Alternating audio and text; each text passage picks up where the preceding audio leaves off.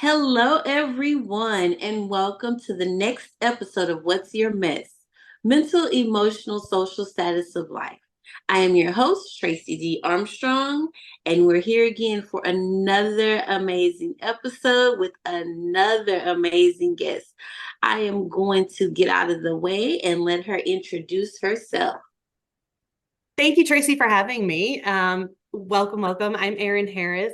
I'm the founder and executive director of Undo Mindset. And we teach all about the brain and how it functions and how to best utilize it and how to navigate your thoughts and emotions. Oh wow, that's gonna be perfect because that's one of the main things a lot of people don't realize. They need to learn how to navigate their thoughts and emotions. And right now, that's what you're doing. But I know you haven't always been doing that, right? That's So correct. let's tell the audience a little bit about your story and your mess.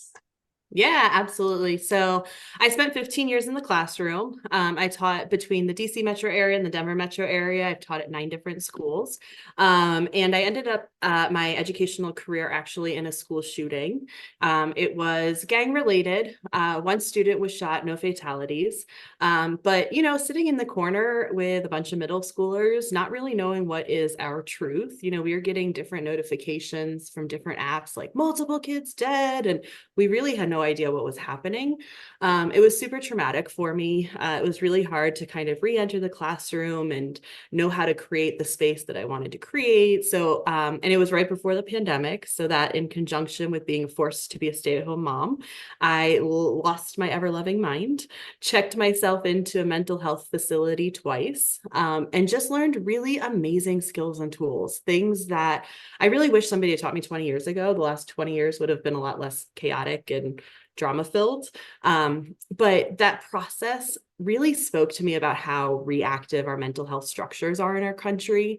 I had to be an adult, I had to be in crisis, I had to have insurance, and I had to have $1,600 cash, which that's not the reality of most people on our planet. So I really, I wanted to make sure that we are rewriting that narrative. Mental health is absolutely a privilege in our country, and it shouldn't be. It is a basic human right to be able to have access to these skills and tools. And so our mission is really, we're not recreating the wheel, but it's just to bring this material to the right demographic. Our goal as a nonprofit is to get it out to our K-12s free of charge. And it's a computer-based curriculum.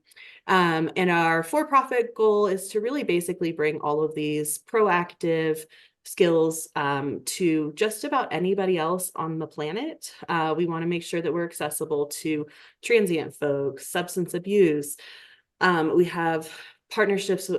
We're creating initiatives for pre and postpartum moms and dads. We want to help cancer patients. We want to be a tool for corporate offices, to doctors' offices, to anybody who has a brain. We want to make sure that we're, giving them access to these skills and tools. Wow, that is amazing. The goal that you have, as far as especially reaching all of the wide variety that's out there. And for those out there that do not know, like that is what I teach also, and that is a passion of mine. The mental health, like you said, it's privilege out there now, but it shouldn't be a privilege, it should be a Mhm. necessity. It is a necessity. And I want to go back because you really unpacked a lot right there. You said some stuff, and I was like, whoa, wait a minute. I don't need, and I'm like, wait a minute, I need to go back, but where do I? So let's go back to, can we go back to the classroom? Because, like, I'm Mhm. still in the classroom. Next year, I'll be 10 years in education. And I know that's one of the, a big thing with, like you said, a school shooting. Can we talk about that and then move into the, like you said, you admitted yourself into a mental institute? Was Mental health facility. Yeah. so let me ask that the mental health facility, was that after the school shooting and Mhm. after COVID Yep. and You got after it. having to be a stay-at-home mom? It kind Yep. of all Yep. like flow. I became a mom I didn't want to be. I was so strung out and dysregulated. I mean, I was a screaming, cursing mom, and I was like, this is not who I want to be. This is not helping anything in my family. I need to like get regulated. And yeah. Did that answer your So question? yes, and I'm gonna go to the mental aspect because Yeah, like yeah. right there, Oh my gosh. I'm a mom also, and I've had a small one, and I know how it can be like. Huh. So let's talk about mentally. How did let's start with this. Let's start with school. How did the school shooting affect you mentally? hmm I think that it really it changes your perspective on things, right? Anytime I have a heart condition, so I kind of equate it to my heart condition where like tomorrow's never promised. And so when you go through experiences or your lived experiences are scary in that way, it changes your perspective and how you show up in the world. I currently have like no filter because tomorrow's never promised. And I've had scary enough experiences that I'm not going to hold things back anymore. I'm really just going to be present in my most authentic self because again, tomorrow's never promised. It made me realize a lot of our challenges that we're seeing in our school system we were seeing in our school system pre-COVID, but now post-COVID, it has just become exponentially worse. Mhm. I always say these kids, they're in the day of overexposure. My husband's actually a police officer, and so he always says, when you see things like in his job, you can't unsee them. And I think the same thing about our kids right now. They have access to all the world's knowledge at their fingertips, and a lot of the people who are, their support group, their parents, mom, dad, aunt, uncle, grandma, brother, sister, whoever is home with them, a lot of us don't know how to help them process the trauma that is being overexposed to all the world's knowledge at your fingertips. And I think that's really impacting how we are seeing kids show up in the schools. I think that COVID was traumatic for them. And I think we're seeing a lot of trauma responses in our school system right now because of that. I think if kids haven't even been in school shootings, they are very aware. They are seeing it, they know about it, they are seeing all the things on social media about it. They are far more intelligent than we were at their age. And the trauma around school shootings is real. So Mhm. I think we have a lot of very dysregulated kids and a lot of adults in their worlds who can't empathize with their lived experience. Their lived experience right now is so vastly, I mean, I had AIM when I was growing up in high school. Like that is vastly different than what these teens are experiencing now. And so I think that we just need to do better and support them more in the educational process. And I know as adults, we always feel like we need to be the leaders in all of the things we're doing. But I firmly believe we need to let the kids help us guide us in this work because they have a lot of intuition and insight into what their lived experience is. And again, we can't relate. So we have to rely on them to guide us in that work and make sure that we are really doing right by them and providing them the supports that they need. I completely agree. Completely. Like in my class, I give them the opportunity to express because I teach seventh grade. So I'm right there hmm in hmm down the, for those that don't know, teaching middle school is, everybody say middle school is everybody can't teach middle school. But Nope. with that, and allowing them to express what's going on, it helps them, with a lot of that mental and emotional that they do deal with. And a lot of times adults don't give them the opportunity to express. So, as far as you, when it came to the emotional aspect of it, because I'm just picturing the flow of from that to the next situation into the mental health facility emotionally, how were you, I want to say dealing, but how did it affect you emotionally? I think honestly, doing that work was really liberating for me. I mean, just an example, one of the things that we teach at Undo, but one of the things I also learned was the difference between guilt versus shame. And I always tell all of my friends and women and people that I surround myself with, I'm like, if you do shame work and you get rid of shame in your life, I promise you, you will feel so liberated. And I'm just going to put a plug for Brene Brown. I'm always surprised at how few people know who Brene Brown is, because to me, she is like, the utmost amazing human being in all this work. But learning about guilt versus shame and understanding how shame is very much part of how we are brought up as children. It's very much part of our school system. It's very much how we navigate the adult-child relationships in society. And so it's something that's been imposed on us. And if we can free ourselves from that shame, it's really powerful. Sometimes people, I think, hate me because they want me to feel shame and I won't. I think also because I'm an educator like you, I have so thoroughly embraced the growth mindset. It's very easy for me to transition away from shame into just guilt where it's productive and we're able to learn. But I think, going back to your question, I think that's just a one prime example of something that I did that really emotionally I felt liberated because I didn't realize I was carrying so much weight of so many of these things that have happened in my life. And just letting it go and getting it off my shoulders has rejuvenated me and almost made me feel a lot more alive than I ever did before.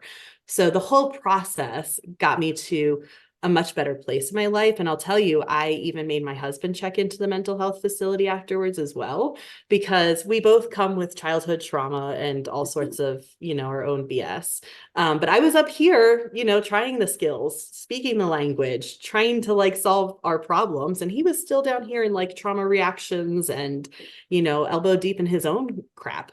And so I said, you need to come up here with me and do the work or hit the road, but it was something that was a non-negotiable for me at that point. Like I felt so strong in my being and who I am. I wasn't willing to go back down here. And I actually, sorry to ramble, but I actually had a friend once last summer that I got in a fight with.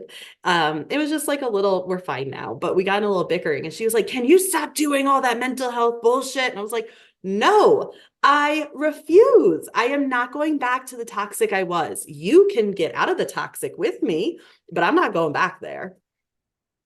That's I'm over here. I'm like, that's what I'm talking about I'm because like you're doing all of this work to grow and to ascend and to have your mental health better and more stable, and everybody can't handle it because everybody's not on the same level when it comes to that growth. Like when you talk And about growth jealousy is a mindset, monster. yes, Jealousy is a monster. it is. And then sometimes they just don't understand the next level that you're at. And it's like you Mm-hmm. said, you can come with me and get out of this toxicity, or you Mm-hmm. could stay in it, but I'm not going back. Oh, I'm Yep. over here like, yes, 100%. I'm not going back. And you mentioned that, you told you asked your husband, hey, well, you need to do this also. And how you came out feeling so much stronger. And a lot of times, like you may, and I'm assuming because it's something I do, I walk around, I'm like, well, I really don't care what you think. I'm not doing anything to hurt you, but you want me to care that you don't like me. I'm like, I don't. But You and can only control what you can control, right? exactly. And Mm-hmm. so let me ask you this, because socially, I'm hearing you like you have a husband, you have a child, right? Mm-hmm. And you were going through these mental and emotional situations. How did all of that affect you socially? Like you still like say you have friends and things like that, but did it cause a rift? Like what did you end up having to do? No, not necessarily. I think in some ways it's helped me I'm very forthcoming about all of my challenges. I think we need to destigmatize the human experience and we need to just lay our crap out there so that we can stop feeling shame because we keep so much in. We make ourselves feel shame in a lot of ways. So I've been very outward and through my nonprofit work as well, but my husband being a police officer in the town we work in, he's actually the mental health guy for the department. We through this process, we've kind of established ourselves sort of as a community resource, place for people to come to be vulnerable. A lot of people share their inner, deepest, darkest secrets with me because they know I'm not going to judge because I'll be the first to tell you all the crap I've gone through because I don't think that the crap I've gone through is outside the scope of anybody else's crap. Why we're all shameful about it, I don't understand. Again, going back to feeling liberated, it's really liberating to not allow the crap that you go through that is all very human to weigh you down. I don't know. Did I answer your question? What was your original question? No, you answered it because you were like, no, it really didn't affect you socially because, I think if you anything, it garnered more, like, more people are like drawn to this. I think we see the need, but sometimes we don't know like what's the roadmap to get there. And so I Mhm. think people are kind of attracted to talking to me about these things because um, they they've seen the journey and they want to follow the journey, Mhm. And I want to ask, how long was it like and I'm talking about the mental health facility because it hmm sounds like that's what really caused you to be able to hmm come out and come through because that's usually my next question, like what is it that you did to come out of Yeah, it? yeah.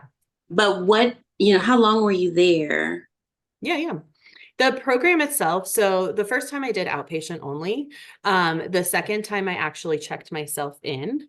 And so I spent 4 days inpatient. And then the rest of the time, I did intensive outpatient where it was every day for 5 days a week, where I think, God, I don't know, maybe we were going from 9 to 2 or something like that. And then the following weeks, it was really just like 9 hours a week of support. I think in total, it was probably 6 weeks that I was doing all of this work. But again, I did it twice. So a lot of time. Um, there you are. Um, there was something else I was going to add to that, and now my brain is skipping on it.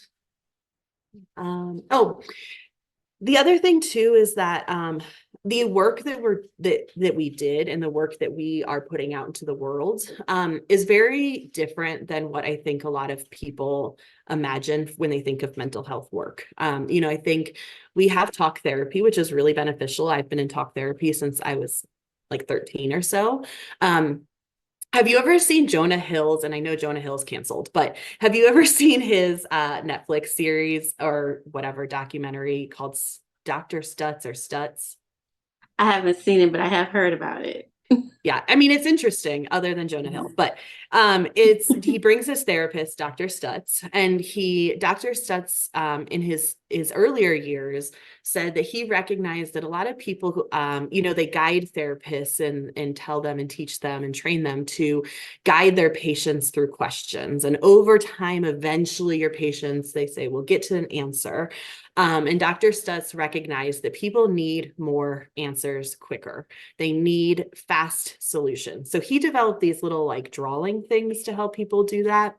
The work that I learned in the mental health facility and the work that we do at Undo is very similar in that it's like tangible, quick solutions. It is like very quickly understanding what anger is and how it presents itself in your life so that you can recognize it and move away from it in the future versus it being like talk therapy and getting to a solution on your own. So I honestly suggest all of my friends and everybody I know go to mental health facility because you get so many answers. Like you get tangible skills that are quick and easy and like something you can actually work towards versus being more vague and ambiguous. Mm-hmm.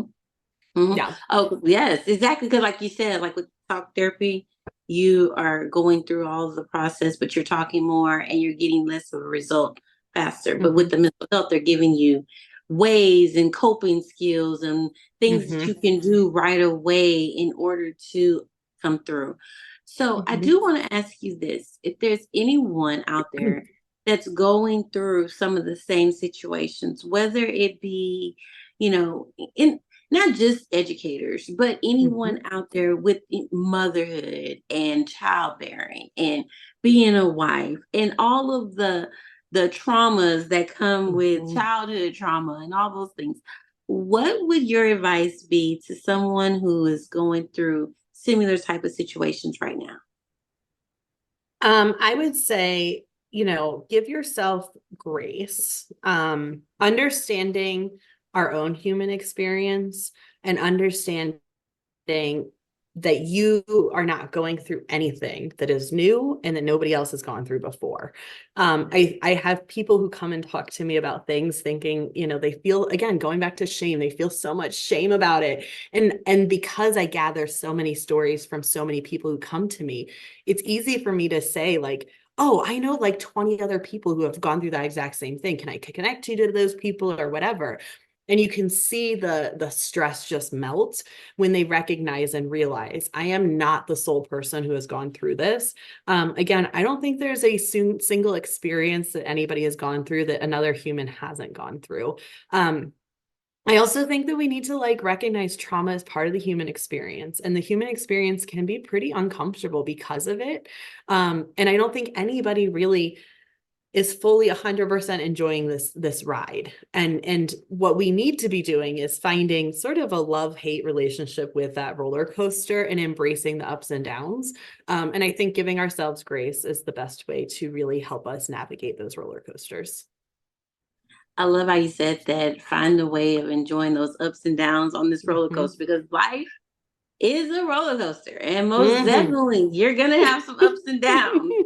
And knowing how to handle those ups and downs, most definitely. And I love that you said that. And if someone wants to connect with you, or like you said, you have a talk about your program that you have for people. Yeah. So I'm an educator. So again, my goal is always to get into K-12s free of charge. We want to make sure it's a computer-based program, because accessibility is equitability. If we don't have a computer-based program, we're relying on school-based personnel to meet the mental health needs of our kids. And there's usually just a couple of them in a school. And teachers were not necessarily trained on all the things mental health. We wear the hat of a therapist, but we're not actually licensed therapists. So we want to take that hat off the teachers. And we want to make sure that every kid is able to have moments of this learning every week, all the time, all week, all school year. So that's my end goal. But with that being said, we also do recognize that just about anybody else who has a brain could benefit from this work. So we have a junior board, which is our middle schoolers, high schoolers, and college age kiddos. We're about a team of 70. So I'm going to tell you a lot of initiatives we're working on. But our junior board, they're working through a system right now on how to get our curriculum out to transient folks, getting together like transient kits with toothbrushes and toothpastes and all that stuff with our QR code. And sorry, my daughter is here. I'm in the middle of a podcast, Bean. I love you. Bye. Um, putting together QR codes to put on these kits. So when we give out the kits, they have access to our curriculum. We have a group that is getting together, pre and postpartum mom and dad group, so that we can support, because anybody who has gone through the parenting journey knows that your world is rocked real hard as soon as that baby enters the world. And usually your dynamics with that partner can be pretty challenging as well as you navigate those rocky waters. So we want to make sure that our curriculum is a support system for folks in that stage of their lives. Our junior board is also looking to help and reach out to seniors in senior homes and help them navigate their mental health journey. We have a MENS group. It's an acronym, it stands for male emotional needs. And that's really like helping us to break those stigmas. I always say telling dudes and boys for generation after generations to not be sissies and whatever else was probably the most inhumane thing we could have done as a society. We have a lot of dudes who are defaulting to anger and have no Mm. idea about their broader emotional spectrum. And we want to make sure that we're helping to change that narrative. We have, what else? I don't even know what I said versus what we still have. We basically, I'm reaching out to my son's dance teacher because we want to get into dance schools. We want to be accessible to literally corporate offices, to sports groups, to religious organizations, to Girl Scouts and Boy Scouts, to any group of people. We want to make sure that we are accessible to them and giving them the work that is relevant to their lives. That is awesome. And how can they Is there a website they can go to or? Yes, thank you. I left that detail out. You can check us out on all the socials, Undo Mindset on all the socials. We also have our podcast, which is Undo Unplugged, and we're also on all the podcasting platforms. And I'm going to put a plug for that because we were talking to Junior Board earlier this morning, and they love joining our podcast. And I love having our Junior Board on the podcast because, again, they give us so much tangible insight into what it's like being a young person right now. And I think that insight is so incredibly eye-opening and inspiring. So I definitely suggest checking out our podcast. But you can also check us out online, www.undomindset.com, and Undo Mindset on all the socials again. That is awesome. www.undomindset.com. And for your podcast, you said Undo Unplug. You got it. Yep. Okay, awesome. Because I want to make sure I'm put all of this so everybody that's listening Thank and you. watching at the end and the outro, don't just click off because her information will be there with all of the different initiatives that they have going on at Undo Mindset.